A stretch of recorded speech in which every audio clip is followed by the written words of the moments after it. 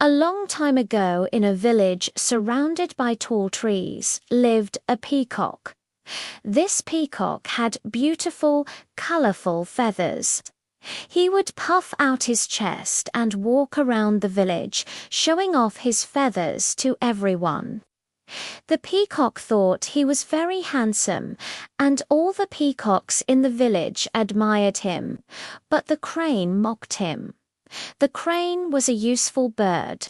He could carry heavy loads in his beak and deliver messages over long distances. The crane also had strong legs that could kick hard and sharp claws to defend himself.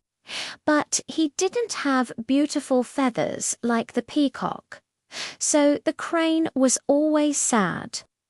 One day, the crane saw the peacock preening his feathers near a lake. "Why are you always busy with your looks?" The crane asked the peacock. "It doesn't matter how beautiful you are. You can't do anything useful." The peacock replied, "I don't need to do anything useful. I'm just beautiful. That's enough for me." The crane shook his head disapprovingly and flew away. But later that day, a fierce storm swept through the village. The wind blew so hard that it almost uprooted the tallest trees. People were afraid to go outside because the storm was so bad. The peacock was scared too. He wanted to fly away from the storm, but he couldn't. His beautiful feathers were no help at all during the storm. In fact, they made it harder for him to fly. They tore and ripped in the strong winds, and the peacock cried out in pain as he tried to keep them together. Meanwhile, the crane was flying over the mountains when the storm hit. He had to work extra hard to stay upright in the strong winds, but he didn't complain. The crane knew that he had to get home as soon as possible to protect his family. When he got back to the village, he saw that all the houses had lost their roofs. The villagers were huddled together, trying to keep each other warm. The crane landed in front of them and said, "Don't worry, I'll take care of you." The crane used his strong legs to fix the houses, and soon the villagers had a place to go to keep them safe from the storm. They were so grateful to the crane for helping them. They gave him food and water and thanked him for saving them. The peacock watched from his tree as the crane helped the villagers. He realized that being useful was more important than being beautiful. After the storm passed, the peacock went to see the crane. "I'm sorry I made fun of you," the peacock said. "You're a true hero." The crane smiled and said, "It's okay, peacock. I know you didn't mean it. Being beautiful is good, but being useful is better." The peacock thought about this for a moment. "So what should I do? I can't change my looks, but I want to be more than just pretty feathers." The crane suggested you could use your beauty to make others happy. You could dance for them or sing for them. The peacock liked this idea, and from that day on, he put on performances for the villagers. He would dance and sing, and the villagers would enjoy watching him. The peacock was happy too. He was still beautiful, but now he was also useful. Once upon a time, in a lush green forest, there lived a little rabbit named Hops. Hops was a happy and friendly rabbit, always greeting everyone with a big smile. All the animals in the forest loved him, especially his mother. She often told him, "Be kind and helpful to others, and they will be kind and helpful to you." But young Hops was too busy playing to listen to his mother. One sunny afternoon, Hops was playing hide-and-seek with his friends.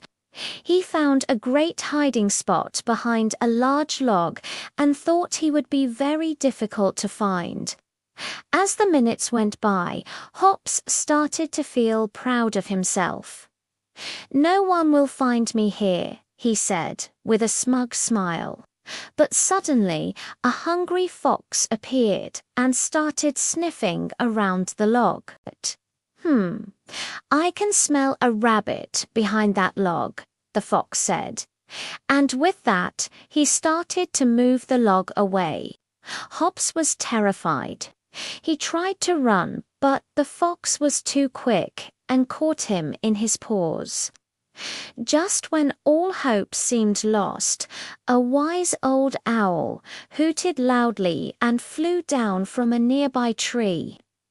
"Let him go, Fox," the owl said sternly. "Why should I?" asked the fox. "Because he is my friend," the owl replied. "And besides, you have already caught him. Now let him go." The fox hesitated for a moment, then slowly released Hops from his grasp. "Be careful next time, little rabbit," the fox warned, and with that he disappeared into the bushes. Hops was shaken but unharmed. He thanked the owl for saving him and promised never to play near the fox's den again. From that day on, Hops listened to his mother's advice and became known throughout the forest for his kindness and helpfulness. The animals would often come to him for advice and support, and he never turned anyone away. Hops had learned an important lesson that day. True strength comes not from physical power, but from the courage to be kind and helpful to others. Once upon a time, in a faraway land, there lived a wealthy king who had everything he could possibly desire. He had a beautiful palace, a loyal army, and all the gold and jewels one could ever wish for. But despite having everything, the king was not happy. He was troubled by the thought that his son, Prince Rohan, was too soft and lazy to take over the kingdom one day. If he were braver and stronger, the king often told his wife, he would make a much better ruler. The queen, who loved her son dearly, would always comfort her husband by saying, "Our son is still young. He will grow up to be a fine young man. I promise." The king, however, did not share his wife's optimism.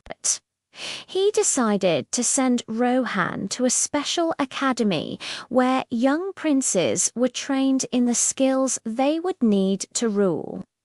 The journey to the academy was long and dangerous, and the king hoped that the adventure would make his son braver.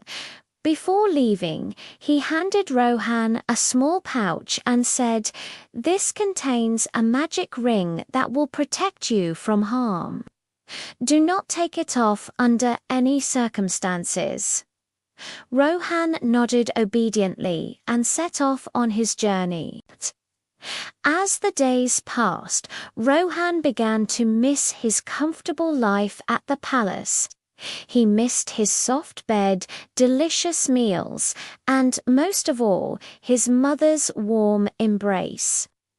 One evening, as he sat alone in his room, Rohan took out the pouch containing the magic ring.